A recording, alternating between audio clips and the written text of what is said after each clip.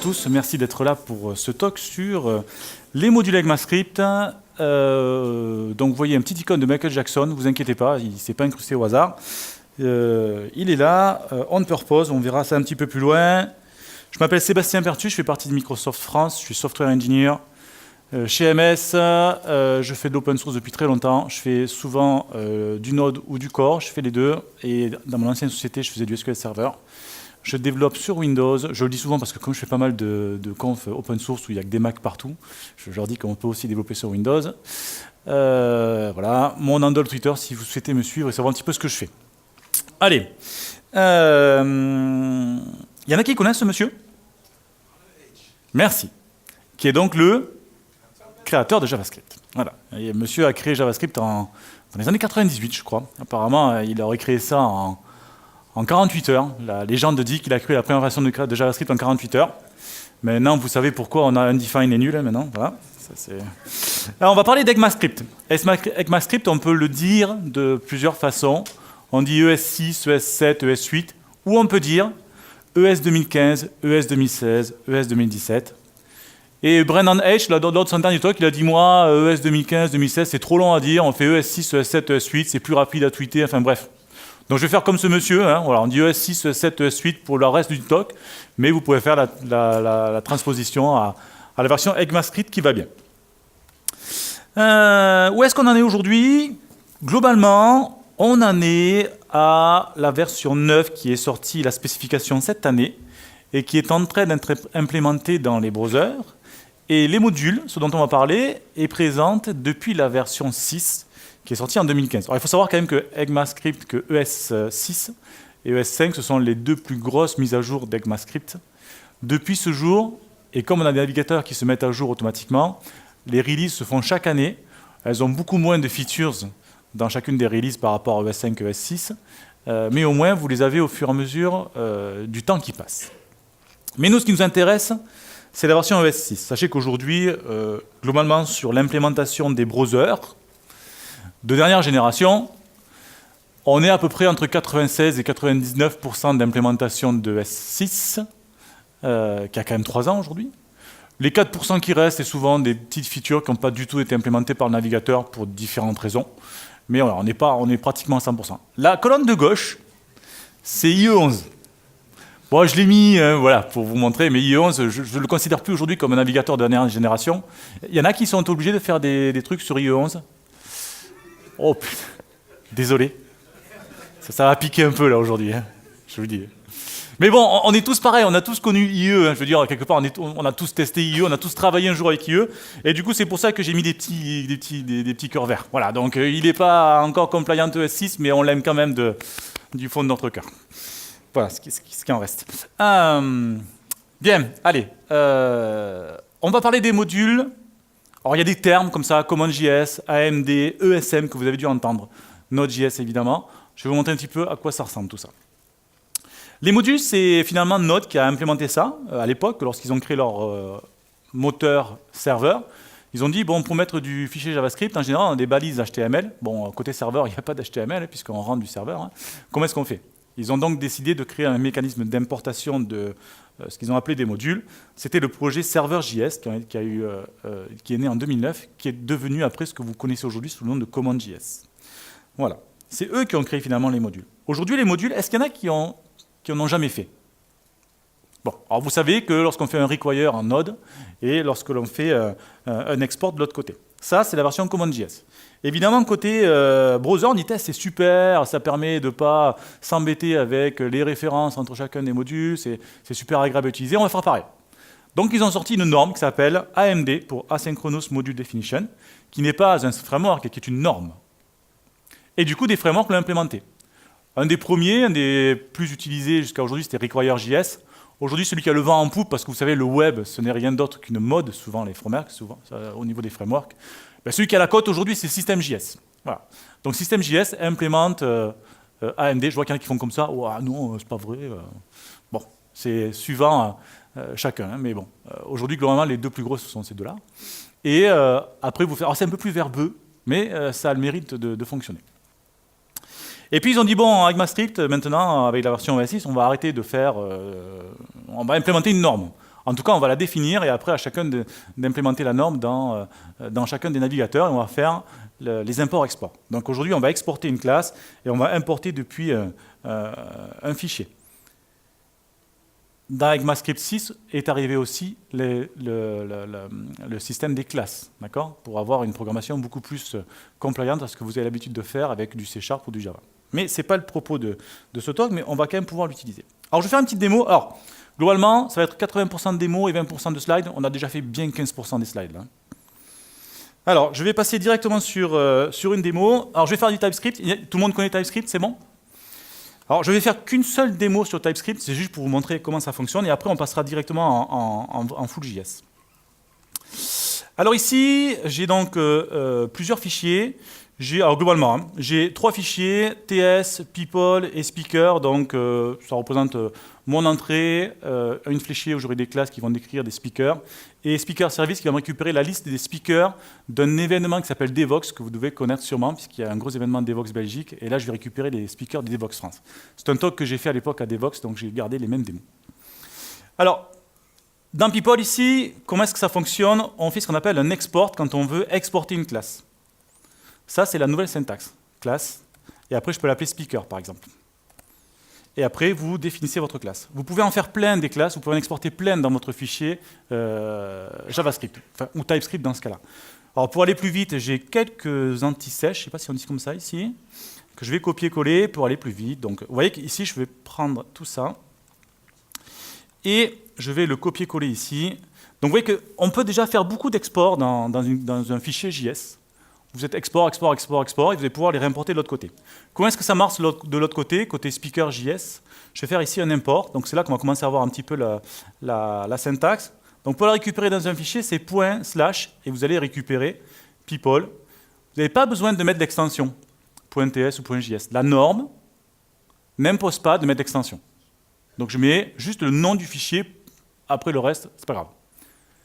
Et après ici, alors ce qui est bien, c'est que l'intelligence commence à marcher. Elle me dit, tiens, j'ai trouvé plein d'objets dans ton fichier, donc je vais pouvoir importer speaker. Et après, je peux faire un let s égale new speaker. Supposons maintenant, alors new speaker, et bon, il y a first name, last name, peu importe. Supposons maintenant que j'ai vraiment beaucoup de classes dans mon répertoire. Je ne vais pas toutes les importer au fur et à mesure. Alors je peux faire un autre truc, qui est sympa aussi, qui est un étoile. Donc je dis importe-moi tout, mais par contre du coup je vais le mettre dans une sorte de, appelons ça un namespace si vous voulez, ou un alias. Je vais faire un as ppl par exemple pour people. Et maintenant au lieu de faire new speaker comme ceci, je fais new ppl. Et là j'ai toutes mes classes qui ont été importées. Plutôt cool. Ok? Donc à vous de voir si vous pouvez importer chacune des classes ou ou toutes les classes d'un seul coup. Ça marcherait bien quand on a des classes, mais dès qu'on va pouvoir importer ou exporter des fonctions, ça va être plus compliqué. Alors, je vais faire encore un copier-coller rapido. Je vais prendre ça. Donc ça, c'est ce qui va me récupérer tous mes speakers côté Devox. Donc vous voyez qu'ici, j'ai mes speakers. Donc je vais faire un import. Donc on a dit crochet, speaker. Voilà. Oh, pardon. Tic, tic. Voilà. Et après, je vais utiliser quelque chose que j'ai déjà installé dans mon package ici qui s'appelle NodeFetch. NodeFetch, ça permet juste de récupérer, de faire un fetch classique pour récupérer des informations avec un get sur une adresse HTTP. Bon, bref, rien d'extraordinaire. Pour l'importer, ce que je vais faire ici, je vais faire un import. D'abord, j'ai changé la syntaxe. Troisième syntaxe, donc on a vu la première avec les accolades, la deuxième avec l'alias, la troisième. Donc je vais faire from. Si vous faites depuis vos packages, il n'y a pas le ./. Donc là, il sait que ce n'est pas un fichier, que c'est un module qu'il a besoin de récupérer dans ses packages. Okay, et derrière ici, je vais faire ceci, node fetch. J'ai ni un étoile, ni une accolade. J'ai juste un nom. Ce nom-là, c'est un alias. Ça permet de récupérer l'export par défaut d'un fichier. L'export par défaut, ça permet de dire, dans ce fichier-là, il y a plein d'exports, mais il y en a un et un seul. C'est l'export par défaut. Je veux que tu l'exportes dès qu'on t'appelle, quand on fait un import, quel que soit le nom qu'on te donne. Je l'appelle NodeFetch, mais je pourrais l'appeler fetch ou f. Comme il n'y a qu'un seul export par défaut dans le fichier, que je l'appelle NodeFetch, fetch ou f, comme il n'y en a qu'un, il sait lequel c'est. Du coup ici, lorsque je fais une réponse, ici, je peux lui dire que ma réponse va récupérer f de mon URL. Vous voyez que ça marche. Hein, donc c'est URL. Alors Alors c'est await. Donc je suis en ES6, je peux faire de l'await. Et après, mes speakers ici, donc c'est un... hop là, pardon, égal await de response.json, et voilà. Cette fonction ici, donc là ça marche, ça me récupère mes speakers. Cette fonction ici, je veux pouvoir l'exporter. Vous voyez que c'est une fonction. Alors pour l'exporter, j'ai plusieurs façons. Première chose, je peux faire une classe et l'intégrer dedans, ce qui n'est pas forcément très faire. Ou alors je peux faire un truc comme ça. Je fais un export, je ne peux pas exporter ma fonction comme ça, il faut que je la mette dans un objet. Donc je peux faire export, créer un objet à la volée, la puissance de JavaScript, et je mets ici une propriété qui s'appelle getAllSpeaker. Ça marche. Ou alors, je peux faire ce que je vous ai dit, ce fameux export par défaut. Une fonction, je peux l'exporter par défaut. Donc je peux faire un truc comme ça. Export, on vire ça, getAllSpeaker, et je lui dis, tu m'exportes par défaut cette fonction getAllSpeaker. Ça, c'est la troisième façon d'importer, comme je vous l'ai montré avec NoteFetch. Pourquoi est-ce que c'est important cette notion de défaut et d'alias? Parce qu'on dit, ouais, c'est bizarre, pourquoi est-ce que c'est si complexe? Comme ça, de prime abord, je vous montre. Parce qu'en JavaScript, on peut faire ça, regardez. Est-ce que je peux faire ça? Est-ce que ça marche?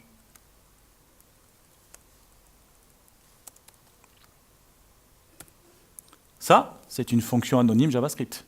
Elle n'a pas de nom, mais elle marche. Comment je fais pour l'exporter? Elle n'a pas de nom. Mais comme je peux faire un export par défaut, et que de l'autre côté, de toute façon, il pourrait y mettre n'importe quel nom, ben ça marche. Comprenez? Vous utilisez tous jQuery? Le dollar que vous avez là, c'est l'export par défaut de jQuery. Parce qu'à l'intérieur, il ne s'appelle pas dollar, il s'appelle jQuery statique, l'objet. Et bien là, c'est pareil. Okay, et donc, du coup, pour utiliser ça à côté de mon application, eh bien, je vais faire un import from./speaker service. Et là, je sais que, ben là, de toute façon, j'ai rien qui remonte dans l'intelligence, c'est normal. Hein. Par contre, je peux l'appeler, je sais pas moi, Toto, ce qui n'est pas forcément super judicieux comme nom de fonction, mais ça marche. Et du coup, après, lorsque je vais récupérer encore mon anti-sèche, je ne sais plus où je l'ai. Hop là, je fais ça. Donc voilà le code qui va me permettre de récupérer tous mes speakers. Donc évidemment, je l'avais appelé getAllSpeaker. Là, je vais faire ça comme il faut. Voilà, mon export par défaut. Et normalement, ça devrait fonctionner. Donc là, je vous ai montré comment faire l'import-export. Alors, je l'ai montré avec la syntaxe. Alors, là, j'ai un souci, je ne sais pas pourquoi. Ah oui, je sais, je suis en TypeScript, forcément. Donc là, je vais lancer mon TypeScript. Et je vais lui dire de me transpiler tout ça pour avoir un code JavaScript. Je vais vous le montrer. En TypeScript, vous avez ici votre fichier de configuration qui vous dit vers quoi je veux le transpiler. Vers du CommonJS. Donc là, je suis côté serveur. Le CommonJS, ça va me transpiler comme ça. Regardez, speaker service, on fait un export par défaut comme ça. En CommonJS, ça ressemble à ça. C'est un peu plus verbeux. Alors, ça vous paraît un peu complexe comme ça, mais si je commence à mettre des trucs un petit peu comme ça, vous voyez qu'ici, il fait un require. Ici, il fait un import par défaut parce que le require par défaut, il ne sait pas comment trop ça marche. Donc, TypeScript, lui, il a fait juste un petit helper. Et après, tout le reste, c'est relativement classique. Je fais un export default de ma fonction et ça fonctionne. Côté people, je pense que c'est encore plus simple. Voilà, j'ai juste des exports. Export, export, export. Simple. Si maintenant je demande à TypeScript de me le faire en côté browser, supposons que le code que j'ai écrit c'est côté browser, je vais mettre en system.js, je sauvegarde, vous allez voir que là, ça ne va pas être pareil. Là, du coup, j'ai bien ici un system.register, et là, bon, là, j'avoue que c'est bien plus verbeux, je ne suis pas un fervent adepte de system.js, en tout cas, je me fous comment ça fonctionne, mais en tout cas, je suis capable de transpiler avec TypeScript. Et là, ça marcherait côté client. Pareil pour l'export de mes people ici, ça serait à peu près la même chose. Ok? Voilà. Je voulais vous montrer TypeScript parce qu'aujourd'hui, si jamais vous voulez écrire tout en module et que vous ne savez pas si votre navigateur ou votre version de Node va l'implémenter, en tout cas, vous pouvez utiliser un transpiler comme TypeScript parce que vous êtes sûr que lui, il transpilera. Mais vous n'exécuterez pas du module. Vous écrirez du module, mais vous exécuterez un code transpilé vers CommonJS ou System.js. Vous n'utiliserez pas la norme telle qu'elle a été implémentée dans le browser. Mais ça va marcher partout. Okay, voilà pour ça. Première démo. Deuxième démo, on va aller un petit peu plus loin. Maintenant, ce qui est intéressant de savoir, c'est est-ce que ça fonctionne dans tous les browsers? Parce que ça a l'air d'être un petit peu nouveau. Alors, je vous montre ce que j'ai fait. Donc là, j'ai une application qui est une application express, simple, dans laquelle j'ai juste un layout et un index dans lequel je vais faire quelque chose. Ici, je vais rajouter une balise ici que je vais appeler div_id égale support id, dans lequel je vais lui demander de m'écrire s'il supporte ou pas les modules. Pour ça, j'ai deux petits scripts. Alors, ce que je vais faire, sachez que toute la session va être du Vanilla.js, on va dire. Du Vanilla.js, mais je me suis permis d'utiliser jQuery, non pas parce que je veux absolument faire du jQuery et que j'estime que jQuery c'est du Vanilla, ce qui est faux, c'est juste que je vais vous montrer comment est-ce que l'on fait pour travailler avec des modules, des fichiers JavaScript existants quand on fait du module. C'est la vraie vie, ça, pas le Hello World que je vous ai fait tout à l'heure, qui était la vraie vie d'un évangéliste sur scène. Ça, c'est la vraie vie de ce que vous avez aujourd'hui dans votre code. D'abord, je l'ai mis à la fin, après les bodies, parce que la norme fait que quand on fait du code propre, on met les fichiers JavaScript à la fin pour que le HTML se charge en premier, blablabla. Vous savez tout ça. Ok, mais ça risque de me compliquer un peu la tâche. Mais bref, mon body ici, c'est ce que je vais avoir ici dans mon index. Et mon index, j'ai ça. Après, j'ai créé deux fichiers, modules et no modules. Dans ces modules-là, je vais écrire du code relativement simple. Encore une fois, je vais prendre des trucs assez faciles. J'écris ça. Donc dans module.js, j'écris ce navigateur supporte les modules et je le mets dans support ID. Et dans nomodule.js, je vais écrire ça, ce navigateur ne supporte pas les modules. Et après, dans mon index, ici, ce que je vais faire, je vais donc faire un truc comme ça. Je vais insérer mon script. Donc je vais faire script type égale module. Ça, c'est une nouvelle syntaxe pour lui dire que le fichier que je lui passe en src, c'est un module JavaScript. C'est un module JavaScript. Et après, je vais faire un deuxième qui va s'appeler noModule. Alors là, ce n'est pas type égale noModule, c'est noModule, c'est juste l'attribut. Qui dit au browser, si tu ne comprends pas les modules, voilà le fallback vers un fichier JavaScript dans lequel je n'ai pas écrit sous forme de module, mais avec un système JS, par exemple. Alors, ce qui est bien, c'est que les navigateurs qui ne comprennent pas encore module, ils ont implémenté quand même la fonctionnalité de reconnaître cette balise. Ce qui est plutôt faire. Ce qui fait que du coup, ici, je peux mettre un non-module. Bien, j'exécute et on va voir comment ça se passe. Alors, c'est du Node, mon cher ami. On est parti. Donc on va faire Chrome en premier. Localhost 3000. Boum, ça marche pas. Est-ce que j'ai pas oublié quelque chose? Ah, merci. Alors je pense que c'est effectivement ça. Support ID. Alors, voilà. C'était censé marcher. Ce navigateur supporte les modules sur Chrome, ça me paraît pas mal. On va faire Brave. Vous connaissez Brave? C'est le navigateur de Brendan H qui a fondé sa société avec un nouveau navigateur qui s'appelle Brave, super secure, qui ne supporte que HTTPS, etc., etc. Supporte les modules. On va essayer Edge. Voilà. Vous y croyez? Supporte les modules, plutôt cool. Voilà. Et enfin, le dernier que j'ai sur mon poste, qui est donc mon navigateur par défaut ces temps-ci, localhost. Et lui, il ne marche pas. Qu'est-ce qui se passe-t-il? F12, refresh, console, $ is not defined. Mon jQuery, il n'a pas réussi à charger jQuery. Si on regarde le code source de ma page, j'ai mon module ici, qui est noModule, qui charge noModule avant de charger jQuery. Normal que ça ne marche pas. J'ai plutôt tendance à dire pourquoi est-ce que les autres ça a marché. Eh bien, tout simplement parce que lorsque vous faites un type module, par défaut, c'est un fichier qui est chargé de manière asynchrone. Donc, il est chargé après tous les fichiers JavaScript qui sont chargés de manière classique. Il est donc chargé après jQuery, donc ça marche. Par contre, quand on fait noModule, ce n'est pas chargé de manière asynchrone, il est chargé classiquement. Ce n'est pas parce que vous rajoutez l'attribut noModule que ça va le charger de manière asynchrone comme module.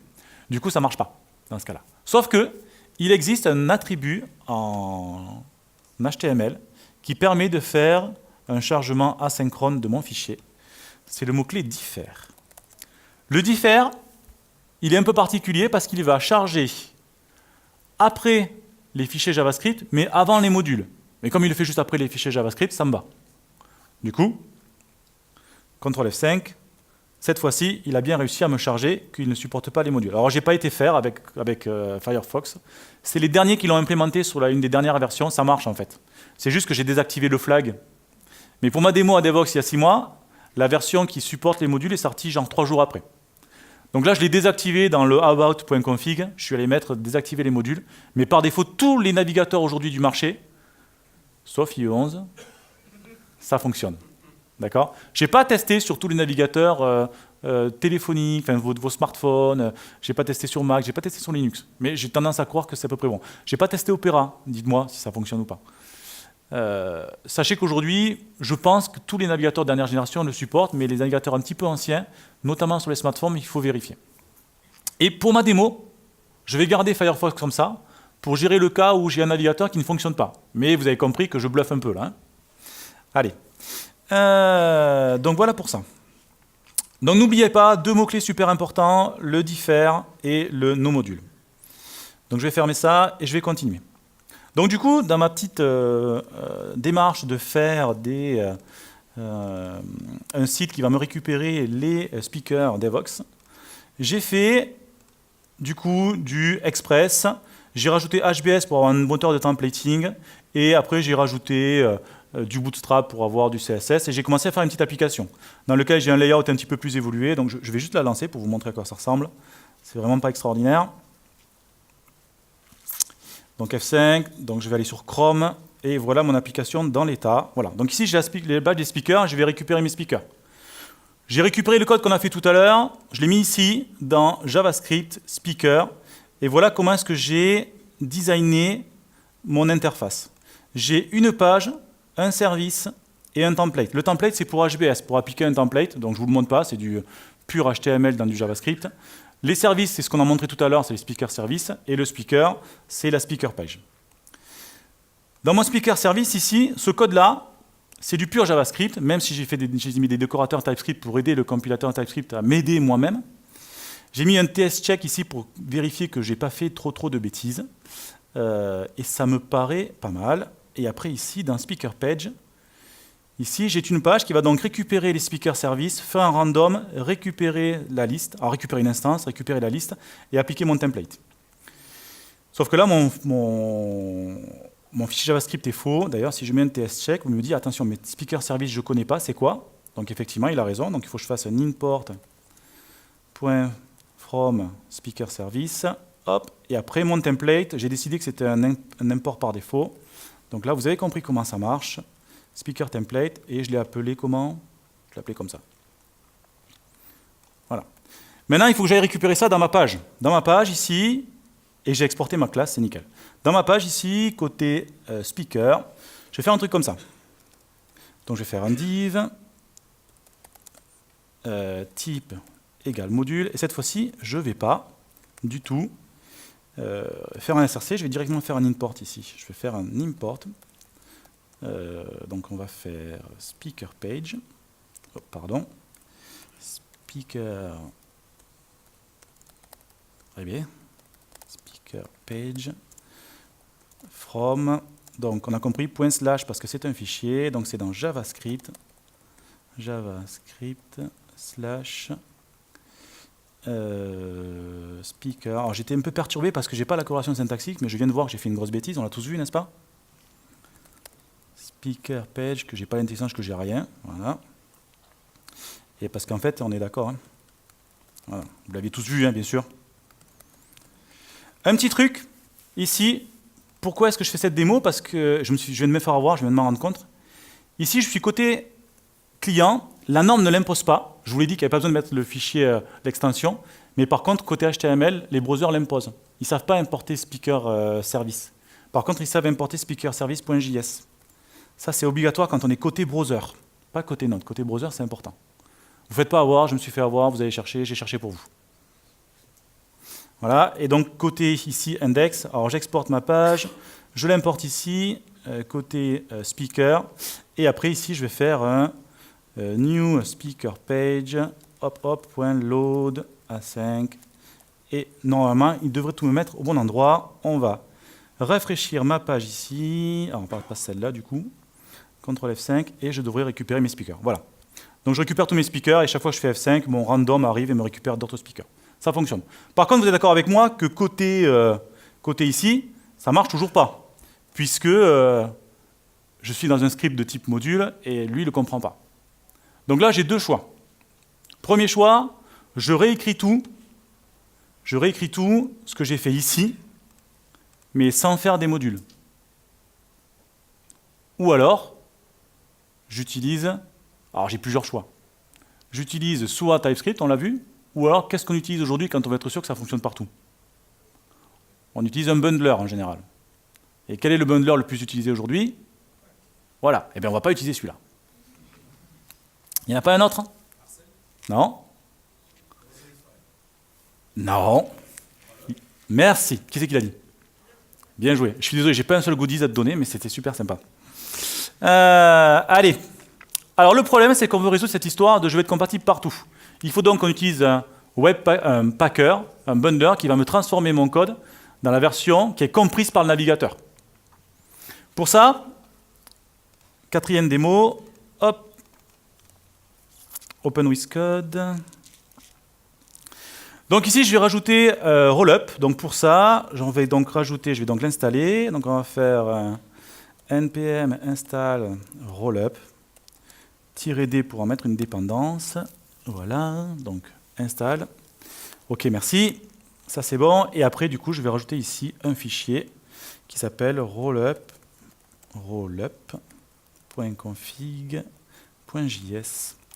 Le gros avantage de Rollup, c'est que lui, il est capable de comprendre de l'ECMAScript d'aujourd'hui et de ne pas transpiler forcément dans une version antérieure. Et vraiment, il comprend ce que c'est et il est capable de vous transpiler vers une vraie version d'ECMAScript. Ici, vous avez ce fameux fichier de configuration où il dit, dans un cas, tu vas me placer ça dans javascript index.es.js et le format, c'est ECMAScript. Et si jamais, tu me fais aussi une version pour system.js. Donc là, il va me générer deux fichiers à partir de mon source. Il prend du module, des fichiers modules en entrée, et il va me recracher des fichiers compatibles pour les modules et des fichiers non compatibles pour du legacy. Du coup, ici, donc mon fichier d'entrée, c'est celui-là. Donc il faut que je répercute ça dans mon arborescence. Donc on va faire new folder src. Du coup, c'est bien parce que comme ça, au moins, j'ai un folder pour côté client, côté serveur si j'ai besoin. Donc on va faire client. Je vais glisser, déposer tout ça. Donc c'est speaker, on va le foutre ici. Voilà. Et après, pour faire fonctionner tout ça, on fait juste un rollup. Alors, cls rollup-c pour lui dire de prendre le fichier de configuration. Et W pour le mettre en mode watch. Dès qu'il y a un fichier qui change, il régénère. Voilà. Et automatiquement, il m'a généré tous ces fichiers-là. Donc vous avez le es.js et le legacy. Et les fichiers de map pour pouvoir faire du débugage dans vos Chrome Tools. Voilà le fichier ECMAScript. Et regardez, vous l'avez bien compris, c'est de l'export. Donc là, il ne m'exporte plus la classe puisqu'il n'y a qu'un seul fichier. Je ne vais pas faire un import-export dans le même fichier. Par contre, à la fin, il va bien m'exporter les deux classes dont j'ai besoin, qui sont Speaker Page et Speaker Services. Et côté Legacy, la même. Sauf que là, il a utilisé system.js pour me l'exporter et me les importer. Et du coup, côté speaker, eh bien ici, c'est plus JavaScript speaker blablabla, c'est javascript / index.es.js. Voilà. Et maintenant, pour le côté legacy, je vais faire un script. Donc là, c'est du no-module. Le problème que j'ai, et je me suis fait avoir, encore une fois, j'ai mis un differ ici, moi, en pensant que ça allait me charger après, et j'ai utilisé $ pour récupérer avec jQuery. Sauf que le differ ne marche que s'il y a un src. Ça, il faut le savoir, je me suis fait avoir, vous ne faites pas avoir. Hein. Je suis allé chercher dans la spec du differ pourquoi ça ne marchait pas. Et bien, dans la spec, il y a bien marqué que le differ ne défère le chargement du script que si c'est un script lié par un src.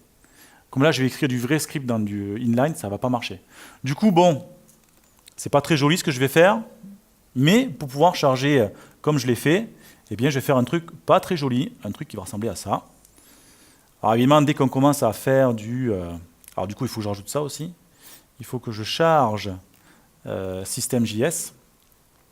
Donc ici, globalement, je me mets à l'écoute du DOM content load. C'est ce que fait jQuery en interne, mais bon, c'est vrai que c'est plus facile d'utiliser $ que d'utiliser ça.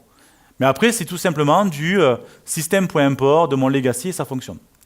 Donc là, j'ai donc généré deux fichiers, un pour les browsers qui comprennent les modules et un autre pour les browsers qui ne comprennent pas les modules. Donc ici, normalement, ça doit continuer à fonctionner. Voilà. Et côté maintenant Firefox, qui fait semblant de ne pas fonctionner, mais on a compris qu'il le faisait, hop, ça marche. Donc là, il a bien. Et du coup, d'ailleurs, si je regarde ici mon réseau, que je fais un F5, je n'ai chargé que le index des legacy. Ah oui, ça aussi, je ne sais pas si je vous l'ai dit au début, mais les browsers ne chargent pas du tout le fichier pour les modules. Hein. Et dans l'inverse, ceux qui comprennent les modules ne chargent pas les fichiers legacy. Hein, ils sont assez intelligents pour ça, au moins. OK. Alors du coup, bon, on n'est pas loin d'une bonne solution, sauf que c'est pas... Enfin, je vais pas faire ça dans chacun de mes fichiers, quoi. C'est pas bien. On est d'accord. Donc je vous montre une solution que j'ai faite, moi, qui prend un petit peu tous ces principes et va un petit peu plus loin, et qui permet globalement de gérer ce cas-là. Ici, pour aller un peu plus loin, j'ai fait 3 pages. J'ai conférence, speaker et speakers. Speaker, c'est celle qu'on a vue ensemble. Speaker, c'est la fiche du speaker en question. Les conférences, c'est toutes les conférences de Devoxx. Je vous montre juste à quoi ça ressemble.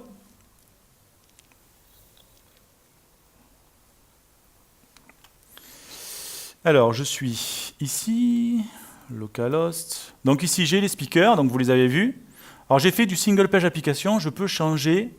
Maintenant, je ne fais plus du random, j'ai paginé. Je vais vous montrer comment ça ressemble. Et ici, j'ai mes conférences. Et je peux faire une recherche. Voilà.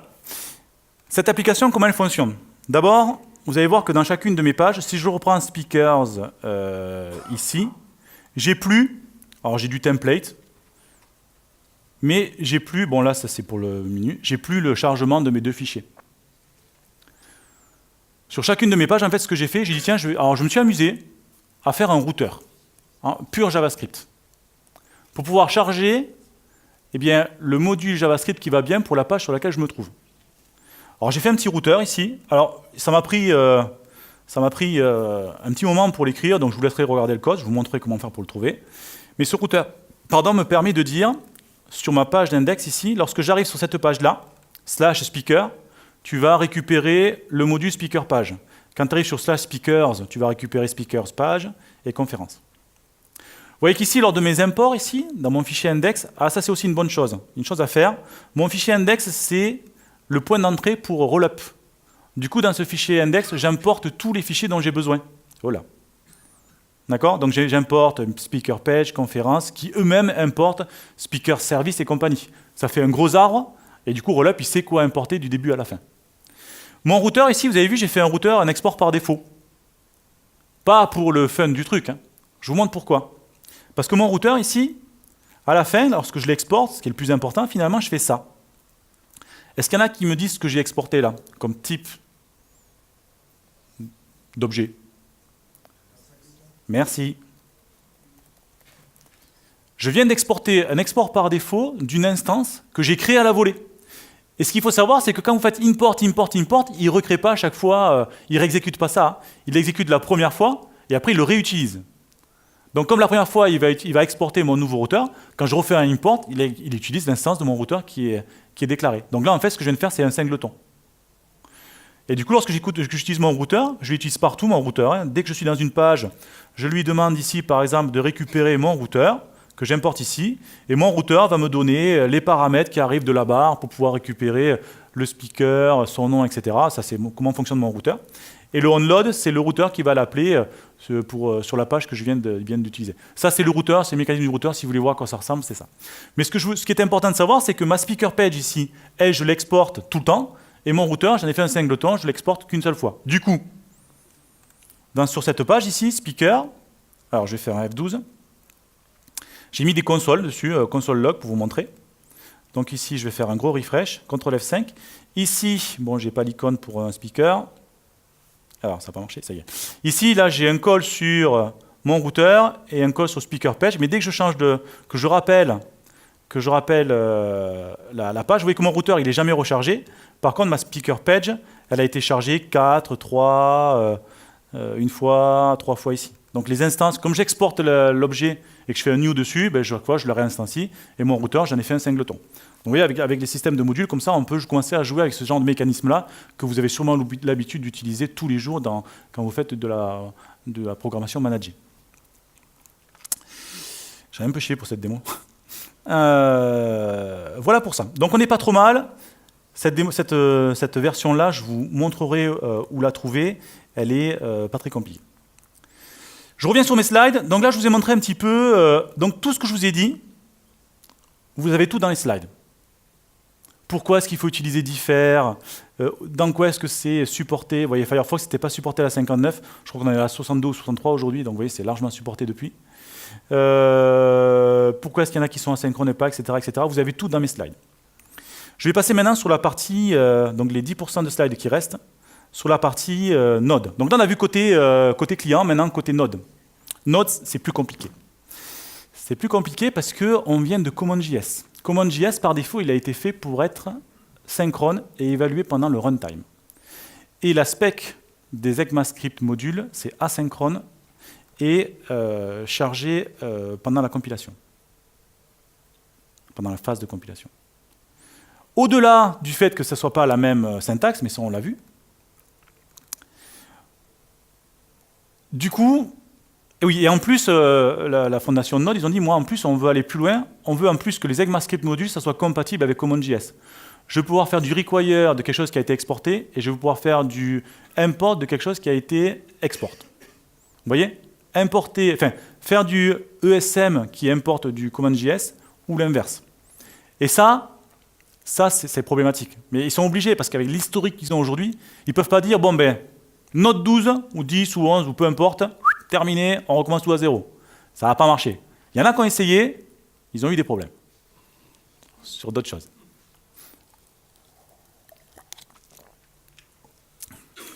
Et le problème, c'est ça, c'est que CommonJS, il est dynamique, et que ECMAScript, il est statique, asynchrone, etc. Du coup, le problème, il est là. Imaginez que j'ai 3 modules blanc, vert, jaune. Dans un modèle synchrone, quand je charge, je fais blanc, vert, jaune, jaune, vert, blanc.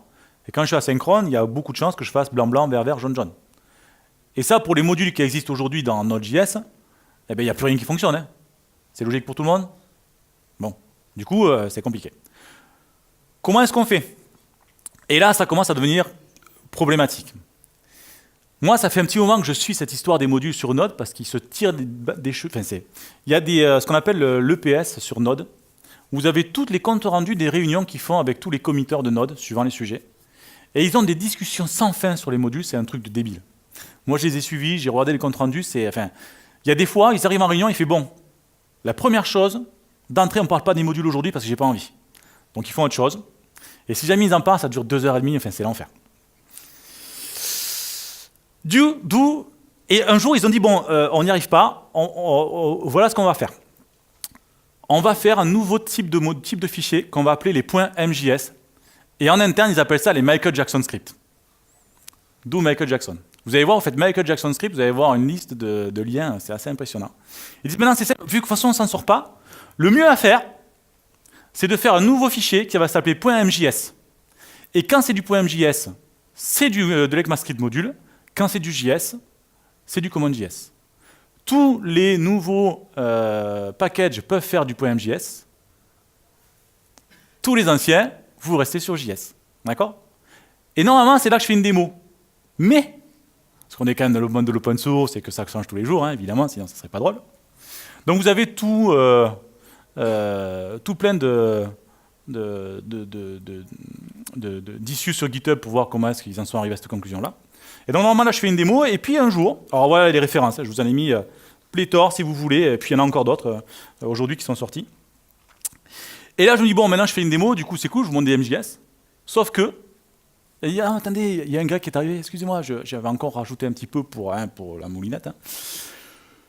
Si on mettait autre chose et qu'on disait par exemple dans un fichier de configuration, dans le package JSON, on mettait juste un flag qui dit ESM, et puis tout ce qui est dedans, c'est l'ESM, tout ce qui est à partir de cette arborescence-là. On met juste un package JSON dans lequel il n'y a rien, et dedans on met un flag ESM.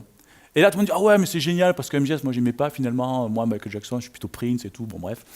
Voilà. Et le mec dit, non, c'est bon, commencez pas, parce que là MJS c'est bon, ça, on s'est pris la tête pendant 2 ans, et là quand il y a les mecs de la communauté comme ça, ils font, ouais mais nous c'est ça qu'on veut.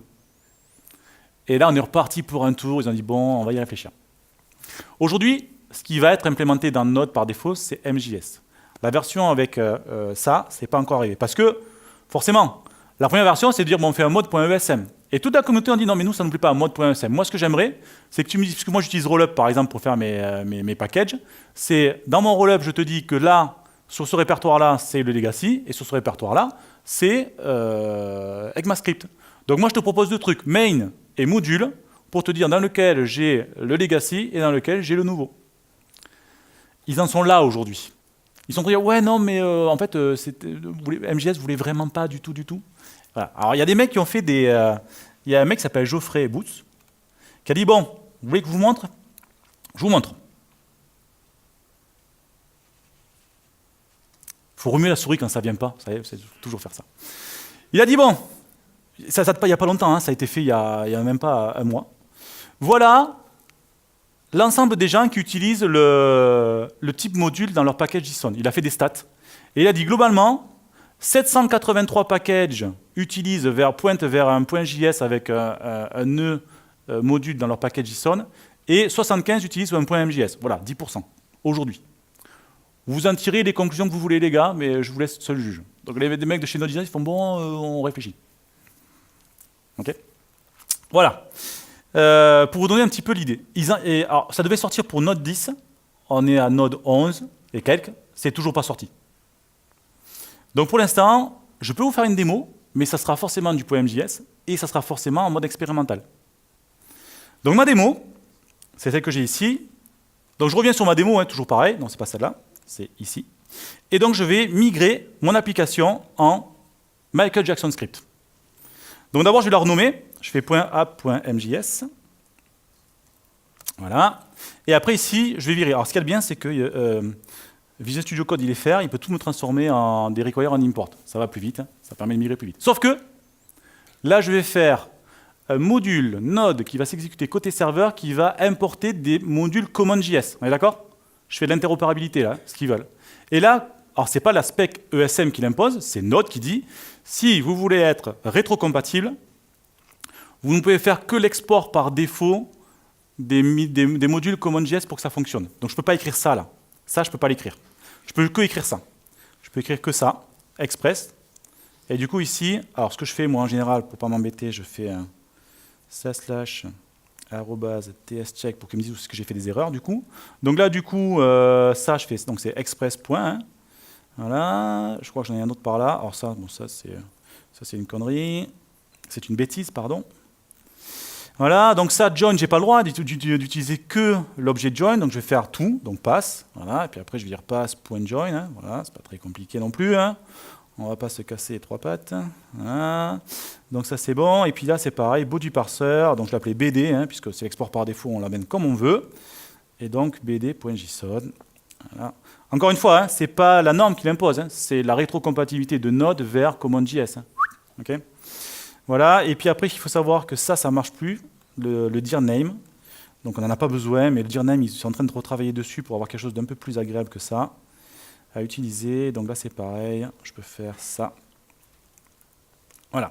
Donc là, j'ai migré un fichier Node vers la version .mjs. Sauf que celui-là, ah, j'ai encore une erreur, excusez-moi. Ah pardon, c'est pas un tscheck là, du coup, hein, c'est un ignore, voilà. Et après ici, j'ai la même chose côté www, puisque c'est lui qui est lancé et qui fait un require dessus. Donc boum, je fais pareil, hein, vous avez compris. Hein. Hop, convert. Donc là, ben, il faut que je le renomme en .mjs.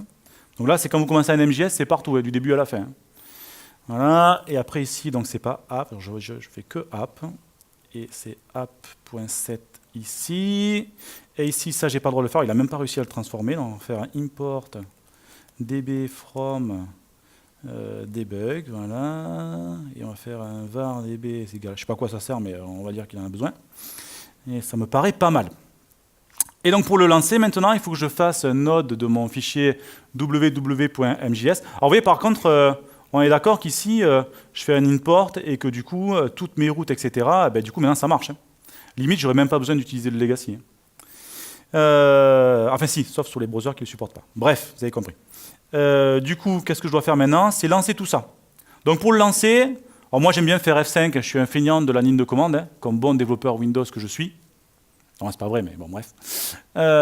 Du coup, je peux faire un Node.js experimental mode, ou alors je peux juste le mettre ici, dans mon fichier de launch. Voilà, donc sachez que... pardon, Sachez que si vous le lancez, c'est Node.js de votre fichier .mjs avec le flag experimental module. Et donc lorsque j'exécute ça, je vais donc faire un petit F5, Donc normalement, alors si je ne me suis pas trompé évidemment, hein, toujours pareil. Alors je pense qu'il était déjà en exécution, donc du coup ça n'a pas marché. Hein. Voilà, F5. Voilà, donc là il me dit attention, les ESM c'est expérimental. Et donc ben, forcément vous vous doutez, ça marche, hein. Sinon je ne ferai pas la démo. Donc voilà, donc là je suis full ESM côté browser et côté Node. Ok? Alors aujourd'hui, je n'ai pas la date exacte de quand est-ce que ça rentrera en production, hein, puisque au départ c'était annoncé pour Node 10 et qu'aujourd'hui on est en Node 11 et que c'est toujours pas le cas. Mais ça devrait pas tarder à arriver. Donc voilà, c'est le pourquoi est-ce que c'est la défense de c'est en hommage à JS qu'ils ont voulu éviter les problèmes JS. Bref. Si jamais, donc ça je vous l'ai montré, donc ça c'est ce qu'on a dit. Hein. Et si jamais vous voulez pas utiliser la version expérimentale de Node, vous pouvez toujours utiliser un package qui s'appelle stdsm. Vous faites un require dessus, et lui après il va se charger de comprendre vos import-export.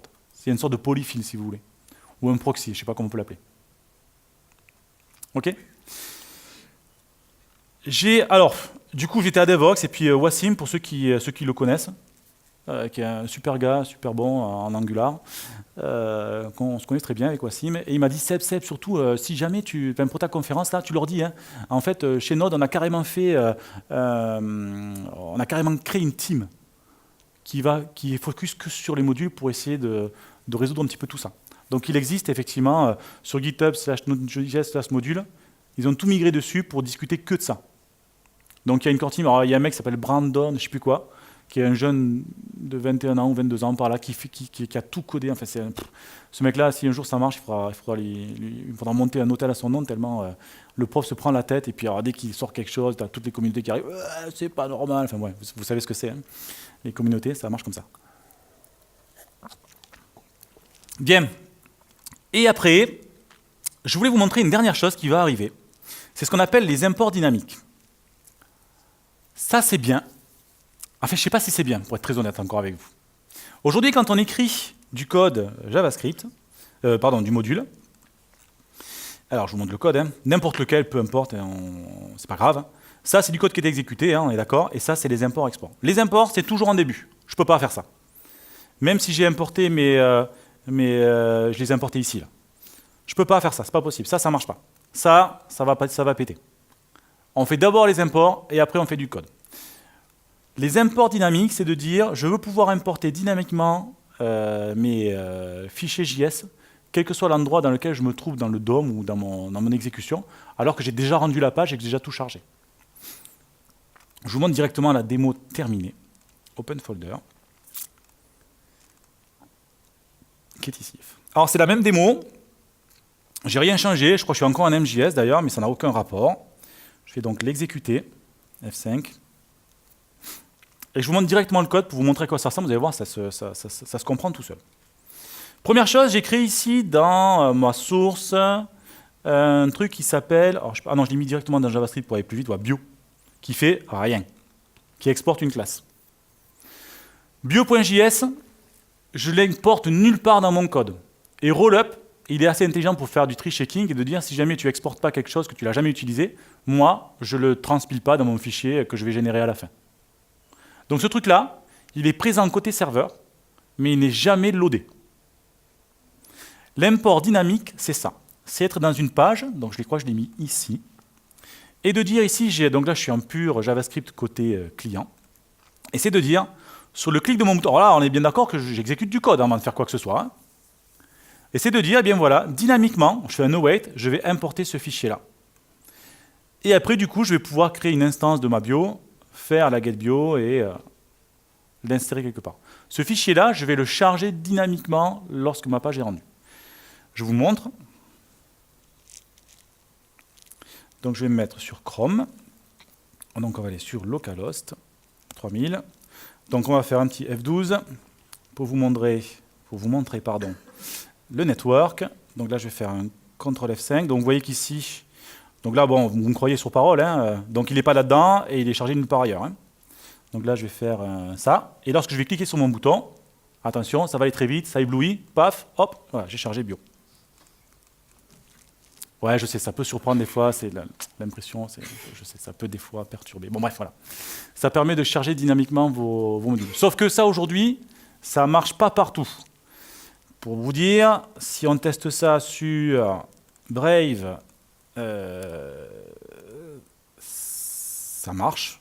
Ah tiens, ça ne marchait pas hier. Bon, bref. Alors là, je vais être faire avec About Config. Avec Firefox, on va réactiver les modules parce que c'est quand même pas gentil. Hein. Ils ont un très bon browser. Donc là, on revient sur localhost. On va vérifier qu'il charge bien le module. Le bon module, F5. Oui, c'est bon. Hein, tout le monde l'a vu, il est ici. Et donc, est-ce que lui, ça marche? Boum. Non, ça marche pas sur Firefox. Et sur Edge, on va le tester. Et voilà. Alors, est-ce qu'il y a des questions? Non, c'est pas vrai, j'ai pas appuyé. Et ça ne marche pas encore. Voilà. Donc ça marche aujourd'hui sur Chrome. Je ne pensais pas que ça marchait encore sur Brave, mais apparemment si. Aujourd'hui, il n'y a que Chrome qui l'a implémenté et Brave. Et c'est encore dans les... ça n'a pas été implémenté dans la spec ECMAScript la dernière. Donc c'est pour ça que ce n'est pas encore implémenté dans les browsers. Mais il y a des bonnes chances que ça arrive quand même, parce que c'est quand même plutôt pratique. Il est 15h23, il me reste à peu près 7 minutes avec un petit peu de questions. Dernière chose. Je vous ai dit en présentation que j'aimais tout ce qui était open source. Je suis assez fan de GitHub, qui est donc une branche de ma société hein, maintenant. Eh bien, sachez que, il faut le dire, il faut aussi l'être. Hein. Donc, tout ce que je fais, vous avez vu que j'ai pris des tustes, hein, pas mal, hein, dans ma session, qui était dans un fichier README.